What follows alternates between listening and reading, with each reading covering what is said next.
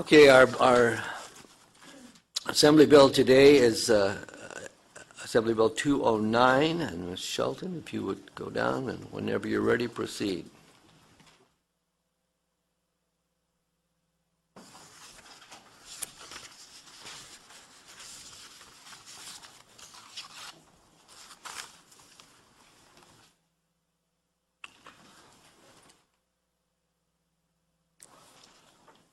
Thank you, Mr. Chair and members. Can you hear me? Usually it is louder. That's better. Okay. For the record, I'm Shelley Shelton, representing Assembly District 10 in Clark County. I'm here today to introduce for your consideration Assembly Bill 209. Nothing is more central to a democracy than the voice of people, especially when they vote for their representatives. And nothing is more vital to democracy than confidence in the election process. Confidence that the votes people cast are counted accurately and that the candidates most voters cast their ballot for is actually elected. Data security is a big concern for government, just as it is for businesses. We hear about hacking and databases in big businesses because they have to tell us that our information has been breached and that our identities have been stolen. Government is much more reluctant to inform us when hacking occurs, especially when it comes to electronic voting.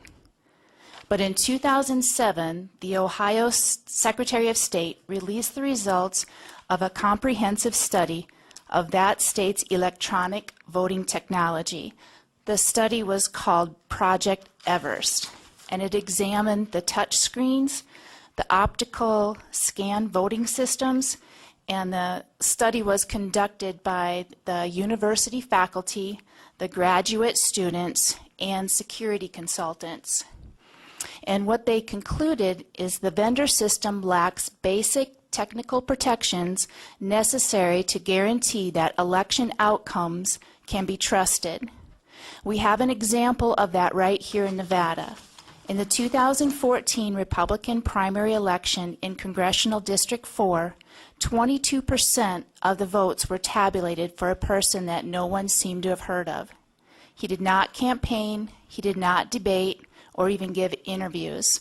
The candidate with a 10-point lead in the polls was defeated.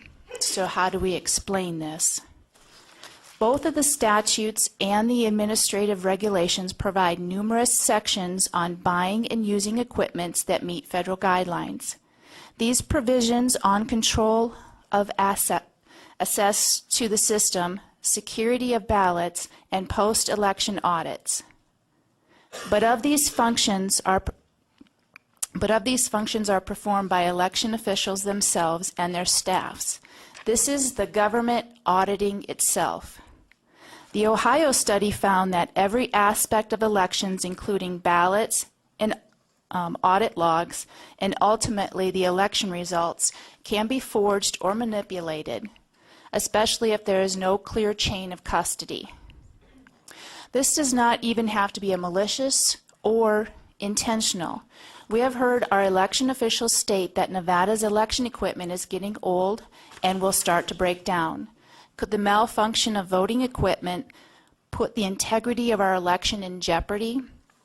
I would argue yes. So I'm proposing in AB 209 to establish an audit trail for each process in the conduct of the election. The audit trail must provide evidence of each transaction and name of each person involved in that transaction. It must also provide evidence of each use of election equipment and each instance of any person having access to the election equipment. Then, an audit of each election must be conducted by a certified fraud examiner, or, if such an individual is not available, a certified public accountant. The audit must examine the security of the ballots, other documents, and equipment used in the election, the qualifications of each person who had access to the documents and equipment, and compliance with the policies of the election officials. Further, AB 209 requires that any operating system, hardware, or software must be protected by a device or a program that restricts access, detects and creates a record of any attempt to access the operating system, and detects and creates a record of any transmission of data from the operating system. Finally, AB 209 revises provisions relating to recounts in any election. Two specific significant changes are proposed. One, triggering standards is changed. Currently, the standard is a discrepancy or of greater of either 1% or 5 votes. Assembly 209 would change that to the lesser of either 1% or 5 votes. And number 2, when the triggering standard is met, the person who demands the recount is entitled to it. The election official must order the recount of all ballots. From time to time, I expect that we would all wonder about the results of an election. Polling data would have led us to believe that another candidate was going to win, but sometimes the results are surprising. I think the addition to Section 12 of this bill sums up what I'm trying to accomplish here. In the Voters' Bill of Rights, AB 209 adds the right to a trustworthy election system. Without an external audit trail and a mandatory recount, we may never feel absolutely certain of the outcome of an election. Without the certainty, our democracy has been stolen from us. Thank you, Mr. Chairman, and I would like to at this time introduce Bob Frank. I'm going to have him go over the details of the bill. Mr. Frank is the chairman of Citizen Task Force for Voters' Rights. He served in the U.S. Air Force for 22 years. He was on active duty in computers, logistics, and contracting. He also worked with Defense Logistic Agency for 3 years. He was on assignment for logistic system support. He worked for NATO for 2 years on assignment for nuclear war survivable logistic systems design. He worked for Control Data Corporation for 5 years as a corporate executive for open systems, and with Lawrence Livermore National Laboratory for 5 years as chief scientist for e-commerce. Also, he worked with senior Internet Security System Consultant for Wells Fargo and Fidelity Investment Corp. For 3 years, he developed Internet transaction systems, including delivering the first secure Internet wire transfer system to Fidelity's investment. And lastly, he was the founder and CEO of Internet Secure Transaction Exchange Company for 9 years of service, conducting secure electronic data interchanges over the Internet between companies using incompatible data protocols. And with that, Mr. Chair, I would like to turn it over to Mr. Frank that's down in Las Vegas. Okay, thank you, Ms. Shelton. I think we'll hold questions till after Mr. Frank's testimony. All right, Mr. Frank, please proceed. Welcome. Thank you, Mr. Chairman, and thank you, Assemblywoman Shelton, for introducing this bill.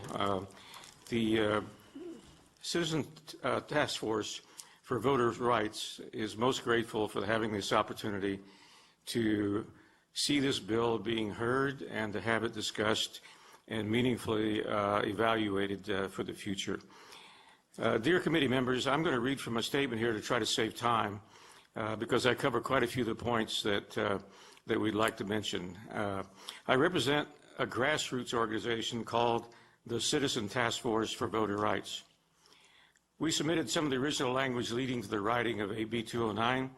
We're a nonpartisan group of unpaid volunteers founded in 2014 to help identify new and to assist efforts to repair vulnerabilities found in the Nevada election system in 2014.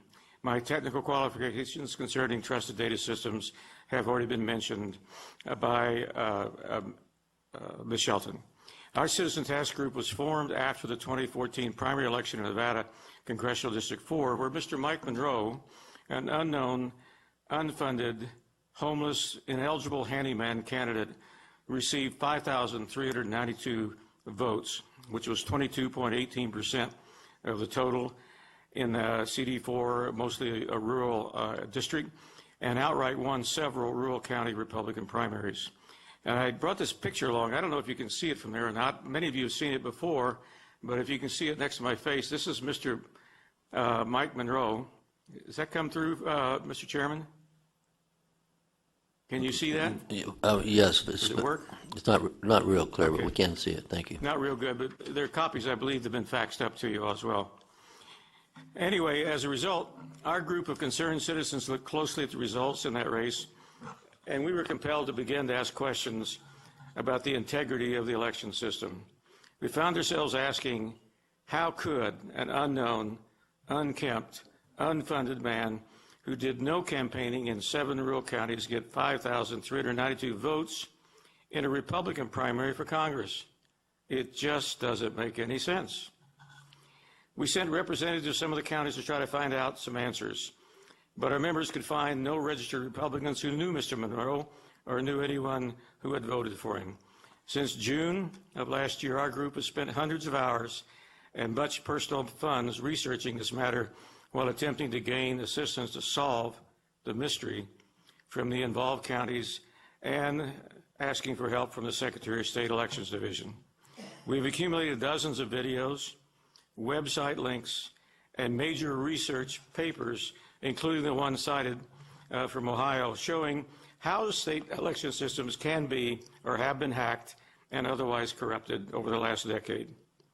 We have not submitted any of that vast evidence today, since most committee members do not seem to need such massive data to understand the issues at hand. However, if desired, we can most certainly submit those extensive records in the future. Since June 2014, we've developed the following 10 areas of apparent vulnerabilities to the election system that led us to submit language for BDR 24815 and ended up contributing to AB 209. For example, we submit that our accumulated public election system evidence reveals the following 10 items. Number one, it indicates that end-to-end election system chain of custody records and audit trails are not in place. Number two, it indicates fraudulent election results can result from not implementing independent audits and security oversight by bonded and licensed professionals outside of government agencies. Number three, accurate recounts of election results do not seem attainable based upon current NRS 293 and NAC 293 provisions. Number four, insider threats are possible due to insufficient background checks and apparent failures to require disciplined buddy systems.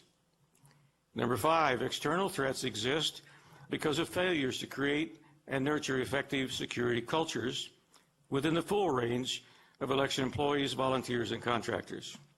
Number six, there's no evidence that internal and external hardware and software inspections are conducted on all system components before, during, and after elections by the responsible managers. 7, locks on machines, magnetic devices, and transparent vaults appear to be easily defeated. Number 8, seals and tamper detection training for workers appear to be inadequate. Number 9, chain of custody records for storage and transport drivers and ballot handlers are not part of the post-election audit and other relevant security procedures. And number 10, executive branch officials, county registrars, and precinct leaders are not accountable for systems under their authority found vulnerable to corruption or criminal violations. We provided the above list to the Election Division and some of the counties since November.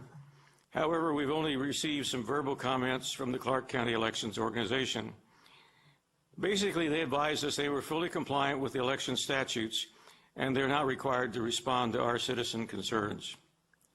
This led us to confirm that the statute is either obsolete or inadequate, whichever word you prefer, and the management system needs repairs. By the legislator not requiring our public election system to implement such basic business system features as industry-defined audit trails and chain of custody records. Modern professional audit practices required elsewhere in government and business cannot be implemented. In reality, few systems in our state government are more attractive to tampering and fraud, and we believe no business system in our state can justify a higher priority for ensuring trustworthiness.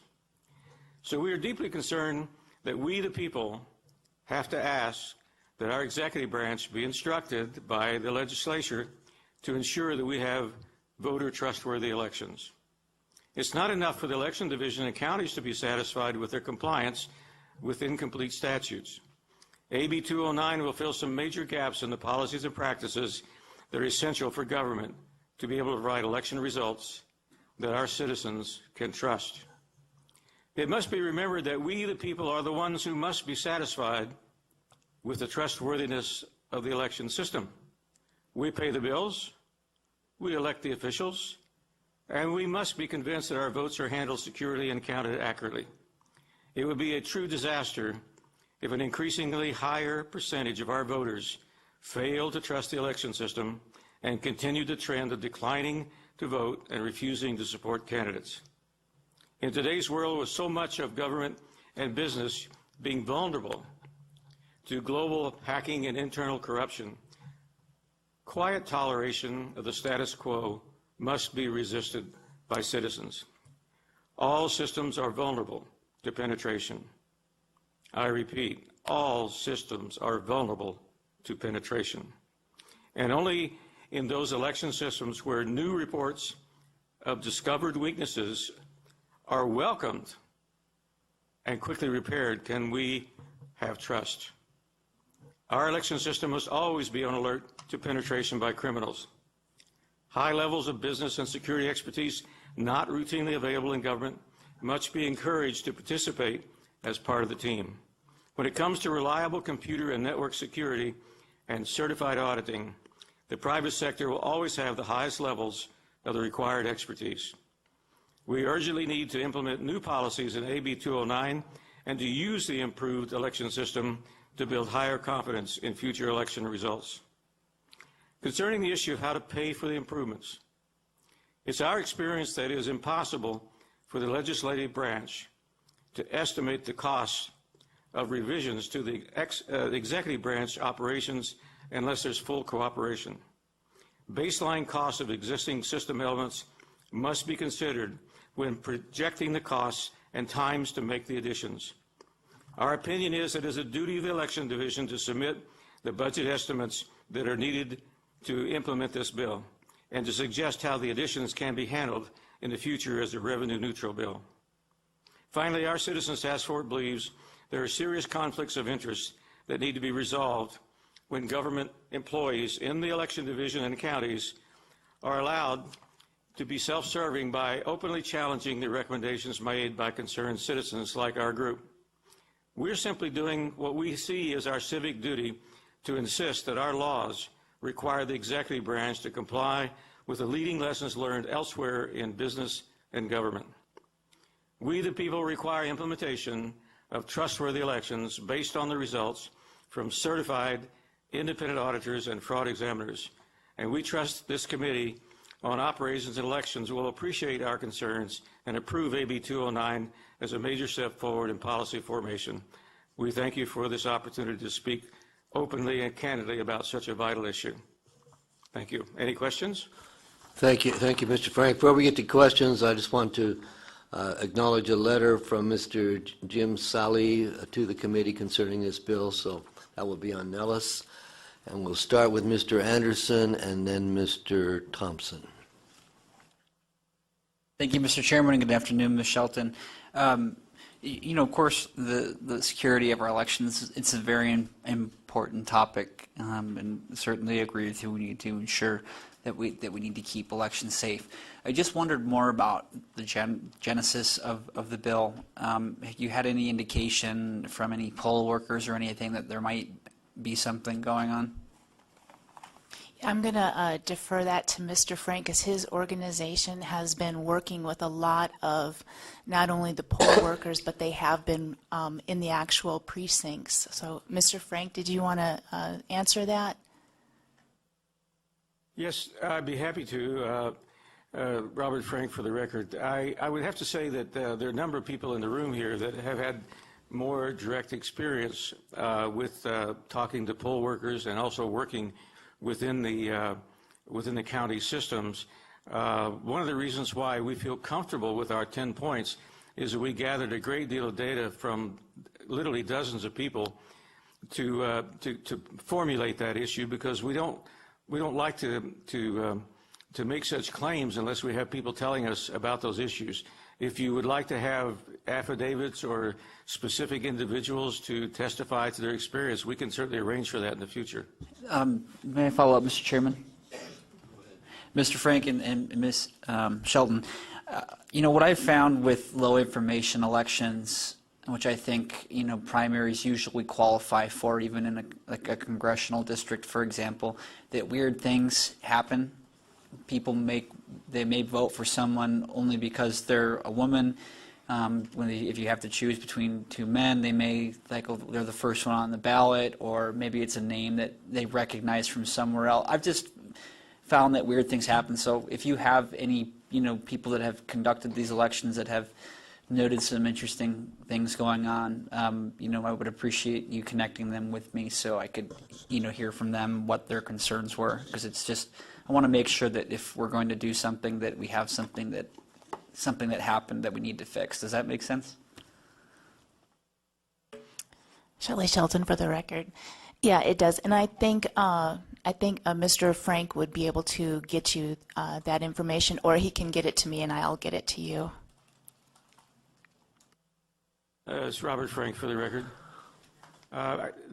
My quick response would be that while there's a lot of anecdotal information about individuals that were unhappy or surprised, I mean, for example, when I went to vote in June of 2014 and walked up to my machine and pushed the card in, the first thing it did was vote for me at the bottom of the list. And I called on the supervisor to come over and assist me with the machine. And his advice to me was, well, we'll just try it again. If you just override it, it'll be okay. And I asked the question again because I was sensitive to the issue. Well, have you had trouble with this or other machines like this before? And the answer was yes. So if you're not paying attention, the machines, and sometimes they complain about it being not calibrated properly. I'm not sure I believe that is the cause of that particular type of problem, but there are a variety of things, including age of the machine and other things that could cause it. But this was early in the process. The machine had not been used more than, I think, one day, and it worried me that the supervisor says, "Oh, it happens from time to time. You just start over again." But again, if you forgive me for saying so, we are not trying to chase down individual anecdotal cases like that.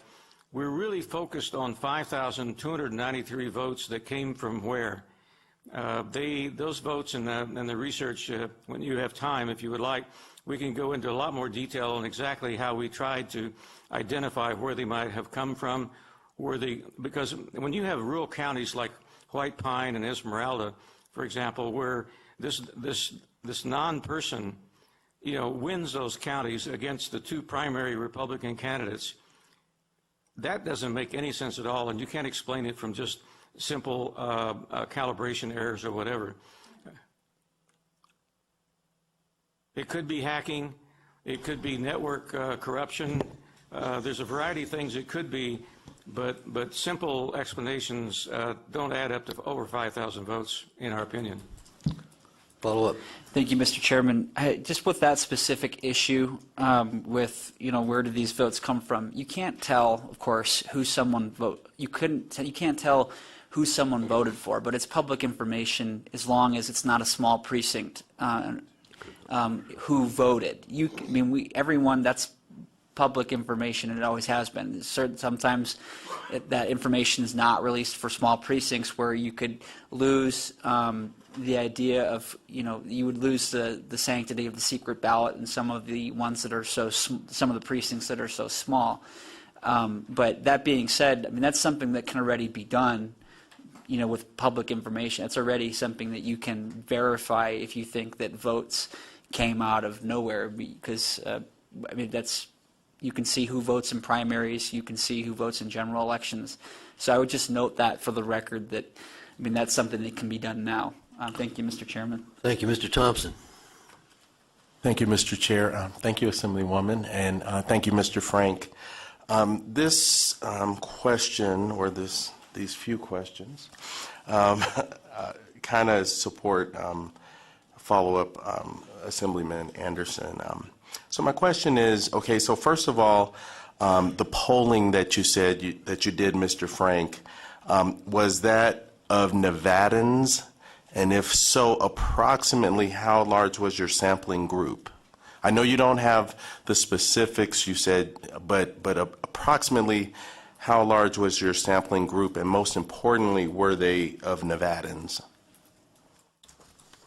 The survey that we did was not a poll. The survey that we did was to go up and have people go into Esmeralda and White Pine County and contact registered voting Republicans just to get some feedback if they could help us explain what happened where this gentleman won their county. And we couldn't find an explanation. As a matter of fact, we find that the counties are as intensely interested as we are in trying to answer the question. For example, in White Pine County, how could this man win our county since we don't know anybody that voted for him and he won? So we've been attempting to do something a little bit more systematic, but we've been told that the statute does not allow us to unseal the records and try to do any comparisons, that we're kind of hamstrung in trying to do our research from outside. We would like to have some help in that area. Okay, so my follow-up is, and either one of you can answer it if you know, if a candidate feels like the integrity was not there in an election, isn't it already in the statutes that they can request for a recount at their expense? Because otherwise, if we're enacting Assembly Bill 209, from what I've read, every single election on every single level, we're going to do an audit. So could you answer that for me? It's Robert Frank for the record again. An interesting thing happened in the CD4 primary, and we were only talking about the primary, the Republican primary, right?